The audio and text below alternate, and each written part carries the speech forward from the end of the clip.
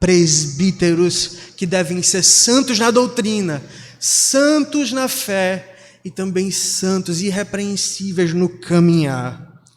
No capítulo 2, o apóstolo vai falar como essa doutrina verdadeira e santa deve ser vivida no dia a dia da igreja.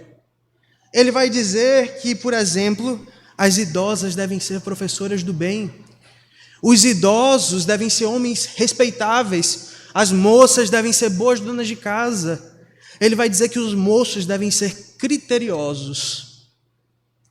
A igreja vivendo a verdade diariamente, em cada parte da igreja. No capítulo 3, Paulo vai apresentar a Tito, vai continuar apresentando o fundamento da vida em sociedade, que é a justificação pela fé. Uma das doutrinas mais fundamentais da igreja e como a doutrina da justificação vai ter implicações práticas importantes para o povo de Deus. Mas o que Paulo está fazendo com tudo isso? Por que Paulo bota bases assim tão sólidas para a igreja? Ele está construindo, irmãos, uma fortaleza na igreja. Ele está mandando a igreja de Creta ser uma fortaleza para suportar os ataques do mundo.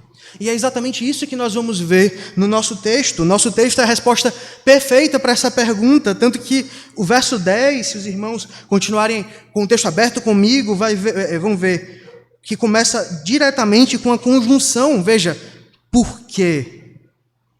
Por que colocar presbíteros? Por que uma fé tão viva e verdadeira? Mais do que isso, por que a igreja tem que viver a verdade no capítulo 2? E por que a igreja tem que estar fundamentada na doutrina da justificação pela fé e viver a verdade de acordo com isso no capítulo 3? Por quê? Basicamente, irmãos, Paulo está falando assim para a igreja de Creta, seja uma coluna da verdadeira fé, porque o mundo é uma coluna, uma estátua da mentira. Igreja, viva a vida de santidade, porque o mundo ama o pecado. Igreja, tenha líderes exemplares, porque o mundo ama os líderes hipócritas.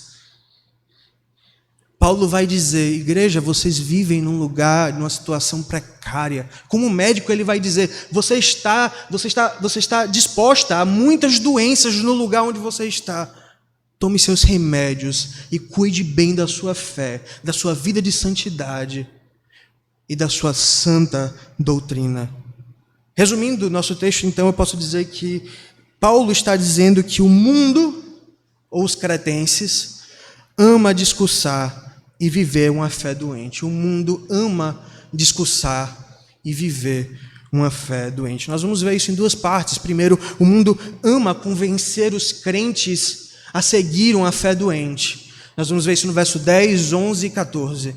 E segundo, nós vamos ver que essa fé doente se revela numa vida doente, no verso 12, 13, na verdade no verso 13, 15 e 16.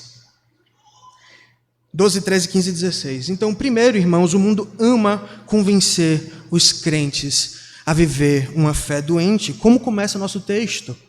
Vejam só comigo, porque existem muitos insubordinados. Quem são esses insubordinados? O que quer dizer insubordinados? Insubordinados, nós vamos encontrar uma definição melhor, talvez, na segunda carta de Paulo aos Tessalonicenses, capítulo 3. Ele vai dizer lá que esses insubordinados são os que não dão ouvido, no versículo 14 especificamente, eles não dão ouvido às palavras das Escrituras. Eles não são subordinados ao que disse ao Senhor. Eles estão nas próprias imaginações, eles se importam com as próprias imaginações, não respeitam a autoridade dos profetas e dos apóstolos. E é por isso que no verso 6, volte só um pouco comigo da carta de Tito, veja só como o filho do presbítero deve ser, como todo crente deve ser, alguém que seja irrepreensível, marido de uma só mulher, que tenha filhos crentes, veja, que não são acusados de dissolução, nem são insubordinados. Nós devemos ser subordinados, nós devemos submissão às Escrituras. Então, Paulo continua descrevendo os cretenses, esse mundo que ataca a igreja no versículo 10. Vejam comigo. porque existem muitos insubordinados, pauradores frívolos ou palavreadores frívolos e enganadores. O ponto aqui de Paulo é que eles eram falastrões. Eles gostavam de opinar sobre tudo. Você conhece uma pessoa assim? Sobre política, ele tem uma opinião. Sobre religião, ele tem 1000 opiniões. Ele gosta de falar e fala e divulga e ama ouvir a própria voz. Tem opinião sobre tudo e gosta de dar essa opinião. Fala e não sai nada de edificante da boca dessas pessoas. E o pior, eles nem praticam o que fala, como nós vamos ver no verso 16. E eles eram enganadores, não só falastrões, mas enganadores. Eles se enganavam, eles enganavam a si mesmos, dizendo, eu tenho algo, pensando que tinham algo importante para falar. E ele enganava os outros, porque não conseguiam conter a boca. Paulo continua a descrição, especialmente no versículo 10 ainda, os da circuncisão. Nem todos eram judeus, claro que existiam cretenses ali, que faziam parte de diversas religiões pagãs, mas a maioria era judeu. Homens que provavelmente, naquela época, dispersos em Creta, estavam visitando as igrejas cristãs que estavam sendo colocadas ali, ouviam a pregação da palavra, muitas vezes eram até simpatizadores desses cristãos, mas eles entravam na igreja como um cavalo de Troia para destruir a igreja de dentro.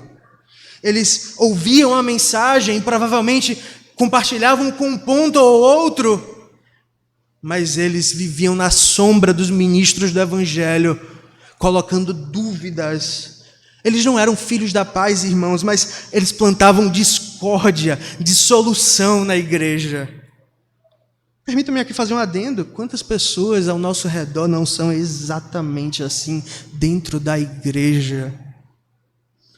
Ouvem o sermão, ouvem as santas doutrinas, aprendem na escola dominical, mas estão lá como um cavalo de Troia na sombra do pastor para convencer os irmãos de que o pastor é um mentiroso, de que não é bem assim, de que ainda tem revelações espetaculares e que a mensagem está errada.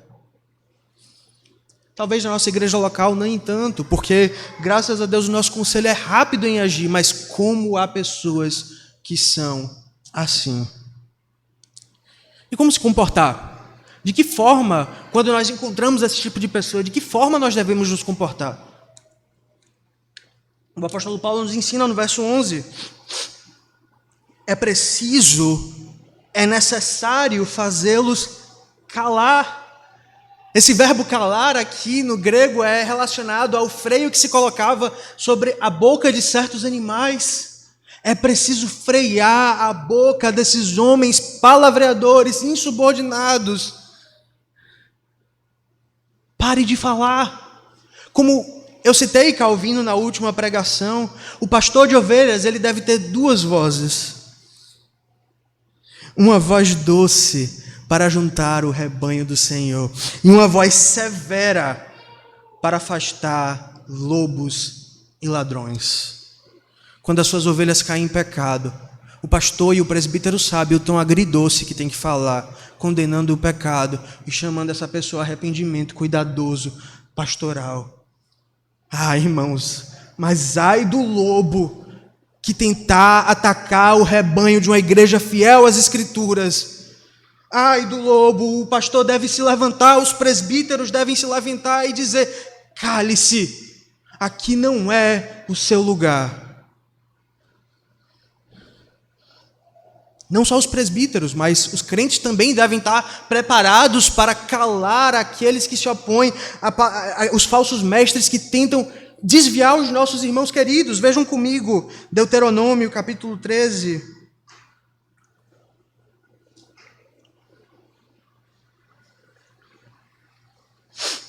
Deuteronômio capítulo 13, versículo 3. Nós vamos ver o Senhor ensinando como tratar o falso profeta aqui. Diz o texto, não ouvirás as palavras desse falso profeta ou sonhador, porquanto o Senhor vosso Deus vos prova, para saber se amais o Senhor vosso Deus de todo o vosso coração e de toda a vossa alma. Por isso que Paulo não ordena simplesmente que a igreja eleja presbíteros santos que tenha a sã doutrina, mas ordena que a igreja viva a santidade e a sã doutrina, porque eles também são responsáveis. Todos os faladores, os divulgadores de mentira, os amantes do mundo, da terra, das falsas doutrinas, cujas bocas parece que não se calam, não param de expelir besteira, devem ser calados. Sabe por que essa urgência, meus irmãos? Por que Paulo trata desse tópico com a urgência? Calem! Veja o restante do verso 11, diz o seguinte: porque andam pervertendo casas inteiras, ensinando que não devem por torpe ganância. Vejam comigo em 2 Timóteo um pouco do que esses homens estavam ensinando, 2 Timóteo 2. Nós vamos ter uma descrição parecida de Paulo aqui, quanto aos homens que estavam atrapalhando a fé em Éfeso de Timóteo. Capítulo 2, versos 16 a 18. Diz assim o texto: evita igualmente os falatórios inúteis e profanos, pois os que deles usam, os falsos mestres, passarão a impiedade ainda maior. Além disso, a linguagem deles corrói como câncer. Guardem essa imagem, irmãos. A linguagem deles corrói como câncer, entre os quais se incluem Himeneu e Fileto. Estes se desviaram da verdade, asseverando que a ressurreição já se realizou, e estão até pervertendo a fé de alguns. Veja o que eles estão fazendo com as casas. Estão pervertendo a fé de alguns. Eles estão adoentando, corroendo, dando câncer à casa dos nossos irmãos, à casa do povo de Deus. Tudo por causa de sorte da ganância.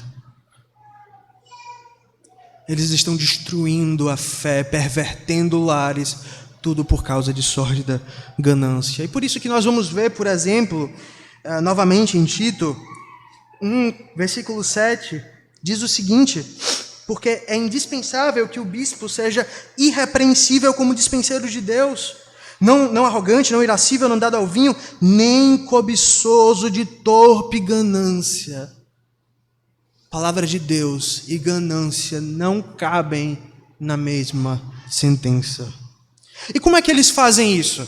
Como é que eles pervertem as casas? Como é que eles corroem as casas? Como é que eles destroem a fé das casas? Vejam comigo no verso 14.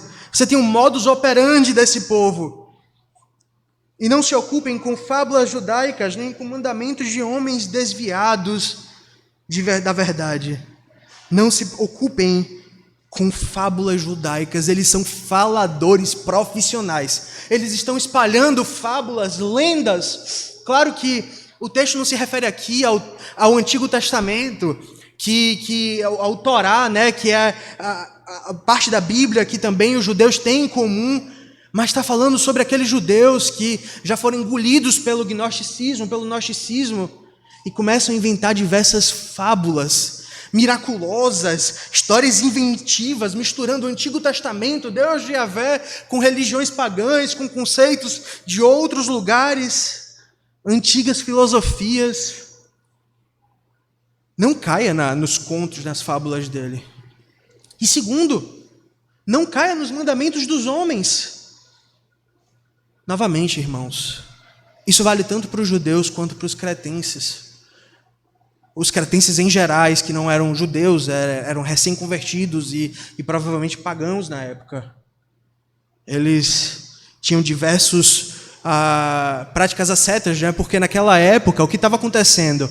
A igreja, o cristianismo se desenvolveu em um tempo em que o asceticismo estava em voga, estava em alta. O gnosticismo estava crescendo e boa parte dessa religião gnóstica dizia que as coisas aqui da terra são más. Então, casamento é ruim. O cristianismo nasceu num ambiente que dizia que o casamento era ruim, que tudo era proibido, que era ordenado muitos jejuns, rapar a cabeça, passar sem casar. Os casados não podiam manter relações. E é triste ver também que na história da igreja, a igreja incorreu muito desses mesmos erros, bebendo tanto do paganismo. Mas o que Paulo está colocando aqui é que o ensinamento falso desses falsos mestres tem um poder terrivelmente destrutivo, irmãos. E aceitar esses ensinamentos pode destruir a sua casa. Por exemplo, um ensinamento errado sobre masculinidade, vamos tomar, por exemplo, parte desse movimento aí que tem surgido de fúria e tradição, é capaz de destruir o seu lar. Eles parecem cristãos, eles falam, vez por outra, de Cristo, mas eles vão falar de uma masculinidade violenta, de uma masculinidade que é muito macho, que não trata a esposa com amor. O homem não pode ajudar a mulher. A mulher tem por obrigação que falar fininho, baixinho, abaixo de 5 decibéis, senão já não é mais mulher, é homem. Que ensinamento perigoso, que ensinamento que vai além da Bíblia. Um ensinamento errado sobre o casamento pode destruir casamentos e destruiu na história. No início, quando a igreja abraçou parte desse gnosticismo, os sacerdotes, os presbíteros, eles tinham que ser solteiros, né? Celibatário. E muitos irmãos, até Niceia, deixaram suas esposas para serem presbíteros, para serem sacerdotes. Como o ensinamento errado é perigoso para a igreja. Se um homem recebe um ensinamento errado sobre a salvação, por exemplo, é capaz de perder a família inteira por causa de um ensinamento errado. Uma família inteira destruída. Que perigoso são os ensinamentos errados. E que perigoso é conviver com falsos mestres. O mundo, e esse é o problema, né? Antes o mundo quisesse o inferno só para si, mas o mundo não quer o inferno só para si, o mundo quer o inferno para você, o mundo quer o inferno para os seus filhos, o mundo quer o inferno para a igreja. Eles não se contentam em ser adoradores de Satanás, eles querem que você se ajoelhe também a Satanás. Eles querem você, eles querem a sua alma, eles querem a sua casa. O mundo até, para conseguir isso, o mundo vai até se chamar de crente. O mundo até vai dizer, eu sou cristão. Para se infiltrar na sua família e destruir por completo as bases, a sã doutrina, a fé verdadeira e a vida de santidade. Permita-me fazer uma breve aplicação daqui, irmão. Se o mundo não for calado, ele vai entrar na sua casa. Ele vai destruir a sua família por inteiro.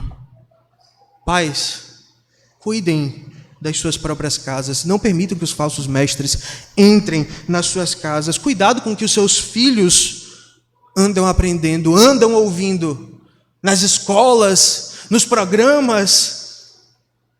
Cuidado, meus irmãos. Será que eles têm andado com palavreadores, enganadores? O que eles têm aprendido na escola? Mundanismo. Você tem cuidado de sua esposa, meu irmão? O que ela tem ligado para ver na televisão? Como é que está o discurso dela? Ela está satisfeita? Será que ela vive assistindo aquelas novelas que ensinam como é bom adulterar? Como é bom viver uma vida independente? O mundo tem entrado na sua casa, perverter a religião cristã. Se sim, meus irmãos, nós vemos cura no texto de Timóteo, capítulo 1 até o capítulo 3. Ele vai tratar exatamente esse problema, o mundo tentando entrar na igreja. O segundo ponto é que o mundo demonstra mentira no seu viver. Eles não estão contentes só em falar, eles vão viver também. Vejam comigo o verso 12. Foi mesmo dentre eles um seu profeta que disse, cretenses, sempre mentirosos, feras terríveis, ventres preguiçosos. No primeiro sermão, nós vimos que a sã doutrina, ela é intimamente ligada a uma vida de santidade. Sem a sã doutrina, você não tem santidade. E você só tem santidade verdadeira se você tiver a sã doutrina. O ponto, irmãos, é que a doutrina dos cretenses era suja, era pagã. E é lógico, é de se esperar que a sua prática seja igualmente imunda. Eles são palavreadores, pauladores. Eles também vão viver a vida como mentira. Eles vão caminhar igualmente na mentira. E parece que os cretenses eles sempre tiveram essa fama por meio das histórias. Além dos comentários, estudando esse texto, é algo bem comum citar muitas fontes históricas que apontavam Creta como um antro de prostituição, de ilegalidade, de trapaça, de mentira. Tanto que teve uma época que existia um verbo, no grego, cretar, que eu compararia com o jeitinho brasileiro. Talvez existisse na época o jeitinho de Creta, a famosa trapaça, eles eram trapaceiros, então cretar significava trapacear, significava mentir.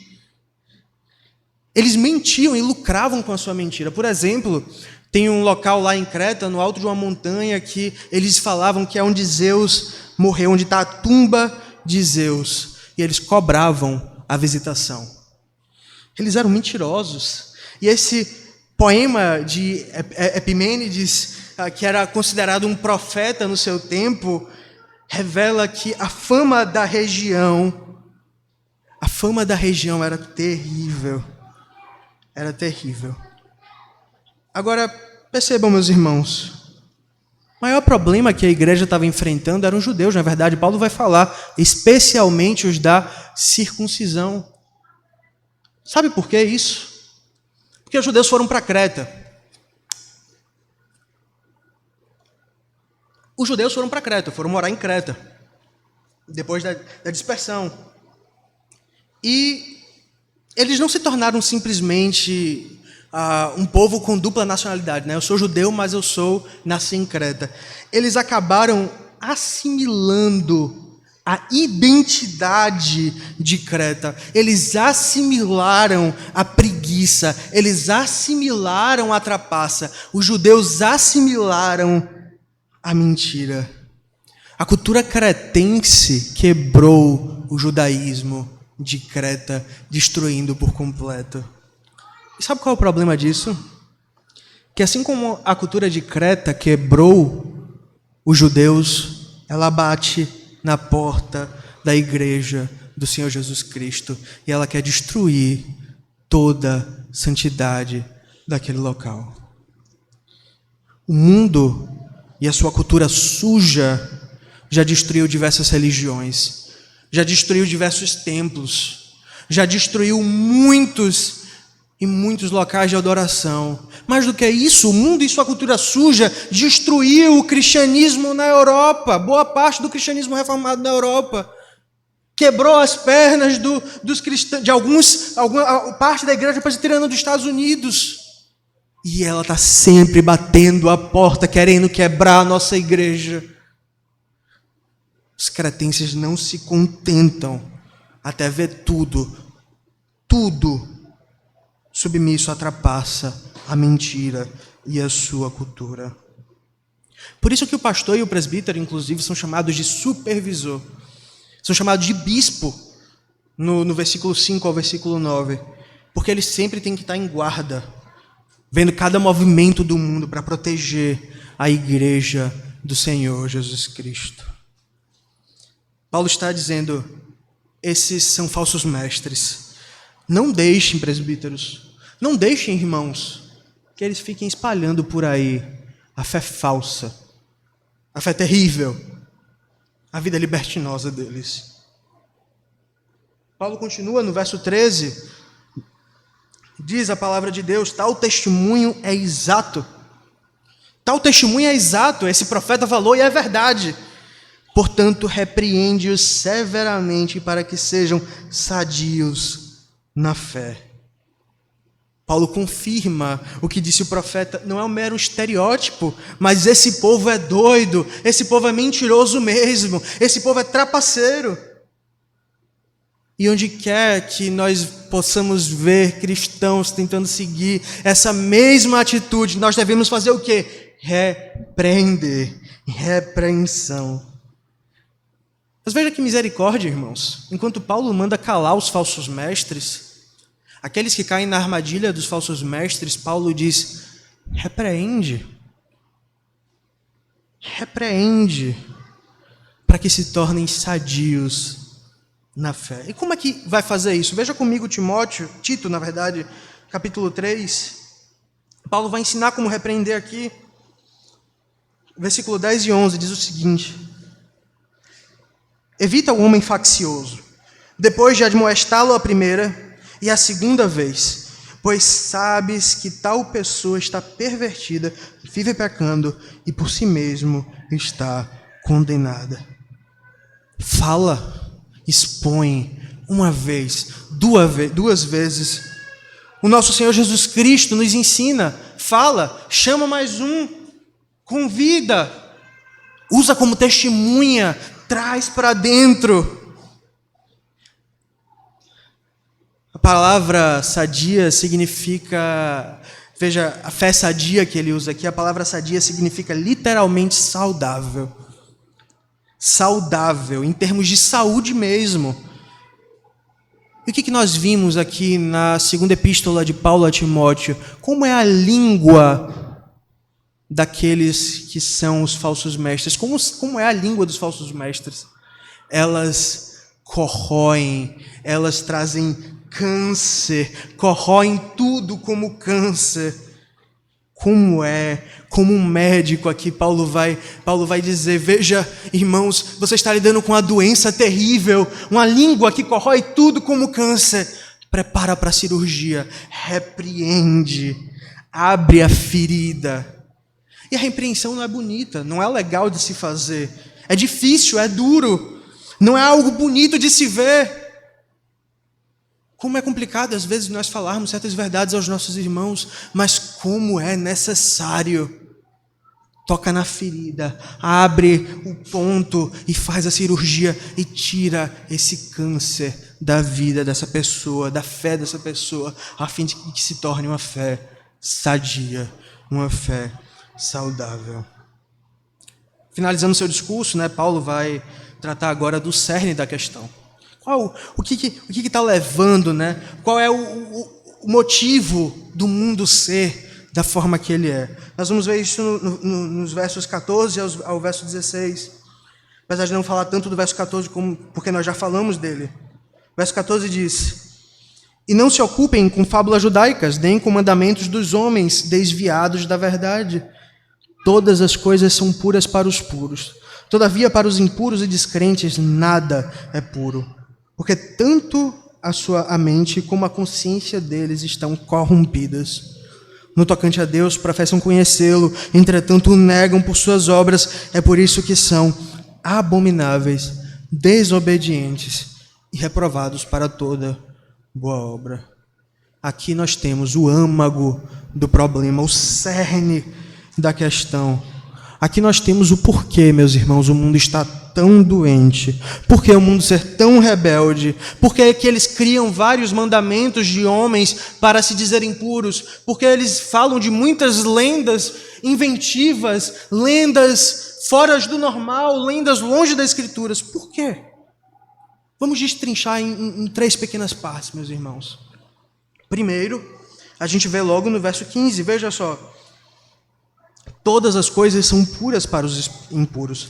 Todavia, para os impuros e descrentes, nada é puro. Então, em primeiro lugar, o texto nos ensina que a verdadeira pureza vem de dentro e não dos rituais externos. O que isso quer dizer, meus irmãos? Que esse povo ímpio, esse povo maldoso, esse povo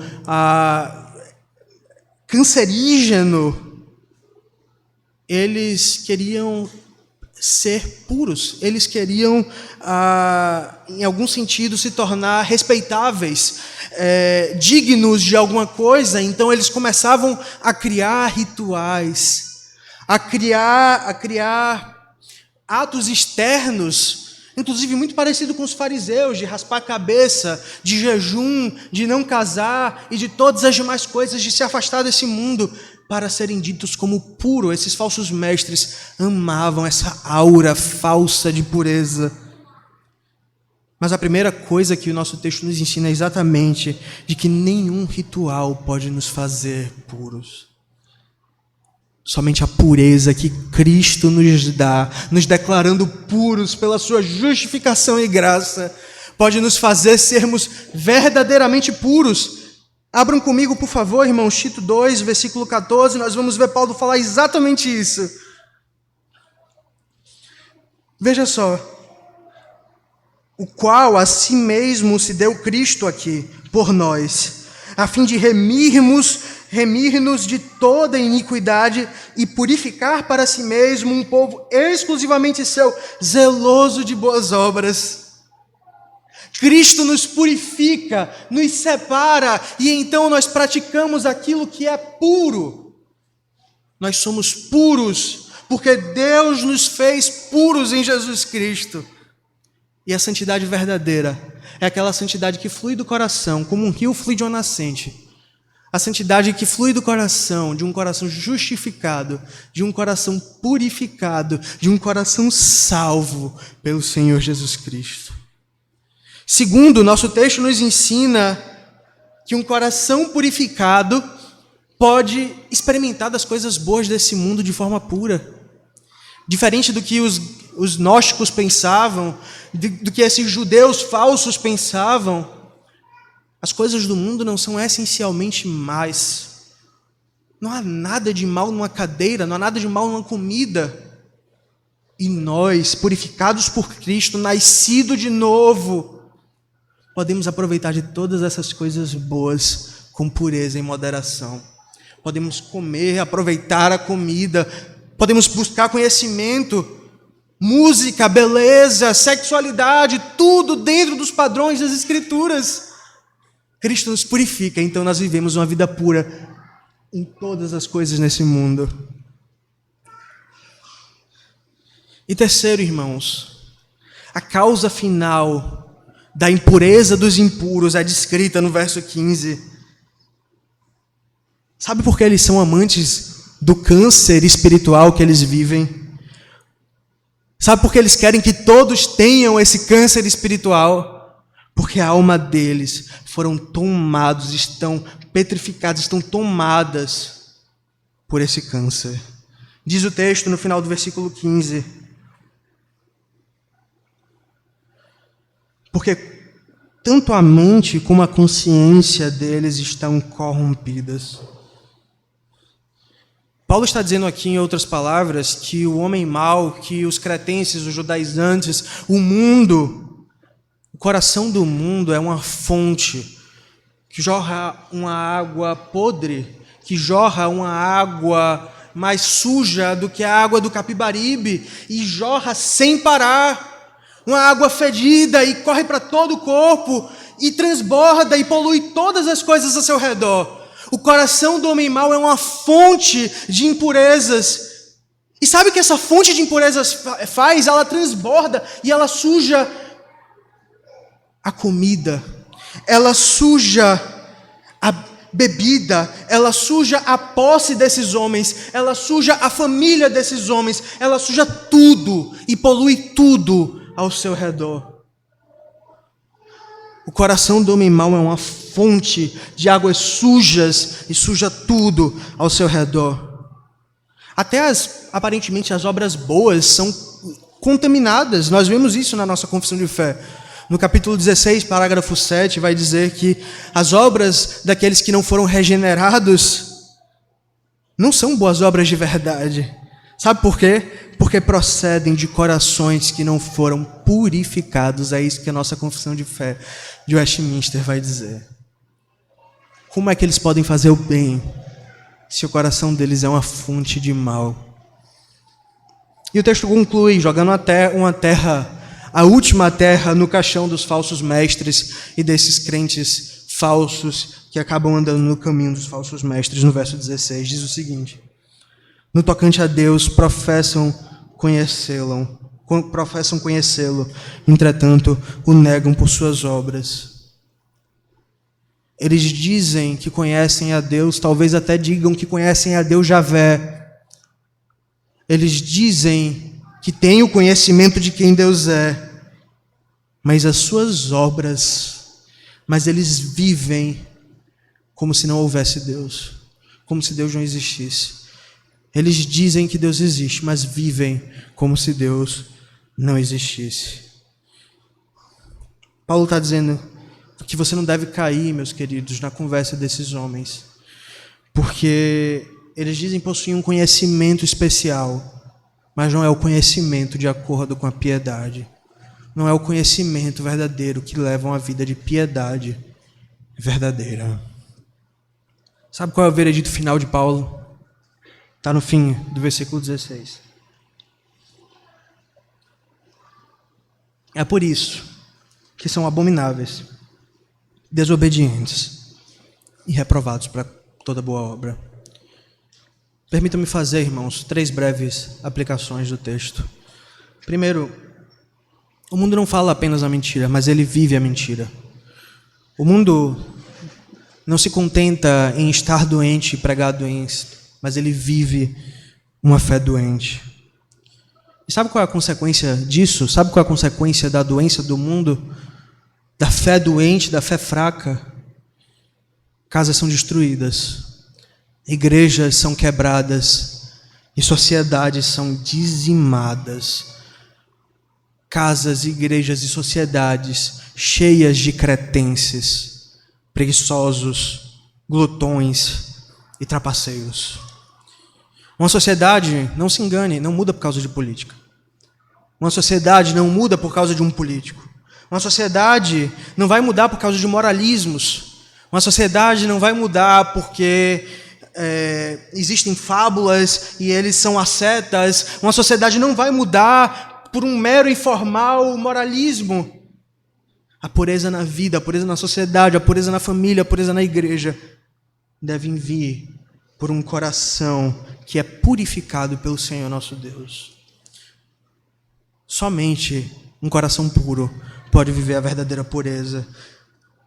Nós vemos isso na história, né? Quanto mais longe uma nação está de Deus, mais distante ela está de uma moral, de uma boa moral, de bons conceitos morais. Quanto mais longe uma nação está de Deus, mais destituída de moralidade ela será.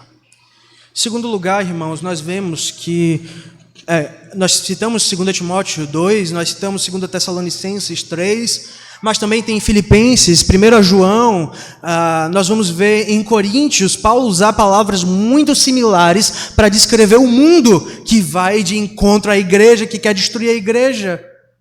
Sabe o que isso quer dizer, irmãos? Não quer dizer que falta vocabulário no grego para descrever essas pessoas, não. Quer dizer que esses inimigos, eles têm um modus operandi muito similar.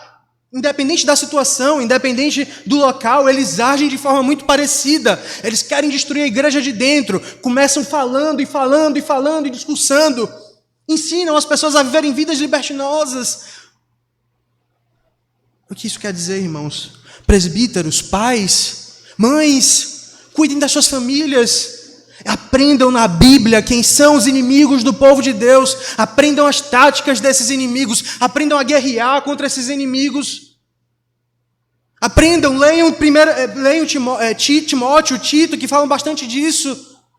E vejam como vencer esses inimigos que já destruíram muita gente no passado. Muitas igrejas reformadas. Muitas igrejas do Senhor Jesus Cristo foram destruídas por conta desses inimigos. Não subestimem os inimigos. Não sejam altivos, não vai me atingir. Não vai atingir a IPA. Não vai chegar. Para que isso? Se preparem para a guerra conhecendo o seu inimigo. E a Bíblia tem muitas descrições boas desses inimigos. E por fim, irmãos, me dirijo a você neste momento que não conhece salvificamente o Senhor Jesus Cristo. A sua situação está bem descrita aqui no versículo 16. Você é esse crente abominável. Você é essa pessoa desobediente. Você é essa pessoa reprovado para todas as boas obras. Seu caixão está preparado e a morte eterna é certa. A não ser que Jesus Cristo, pela sua graça, purifique o seu coração, te faça puro, alvo como a neve. Um coração tão pecador, alvo como a neve, transformado. Só assim você vai fugir da sina dos cretenses, mentirosos, preguiçosos, glutões, trapaceiros, e começar a experimentar o fruto do Espírito na sua vida. Se arrependam dos seus pecados, corram para Jesus Cristo. Ele é quem nos purifica de toda imundícia, transforma nossos corações em fontes de águas vivas e limpa a nossa alma. Oremos, irmãos. Senhor Deus, nos ensina a combater o bom combate, Senhor. Nos faz entender mais dos nossos adversários e lutar por honra e glória do Teu nome, com o Teu Santo Espírito em nós. Ó Senhor, nos edifica, nos constrói, Senhor Deus. Nos constrói uma fortaleza aqui na Igreja Presbiteriana da Aliança contra o mundo. Que nós possamos, Senhor Deus, pela Tua graça e para a honra e glória do Teu nome, sobreviver aos ataques de Satanás, do mundo e dos descrentes. Cuida de nós pedimos em nome do nosso Senhor Jesus Cristo. Amém.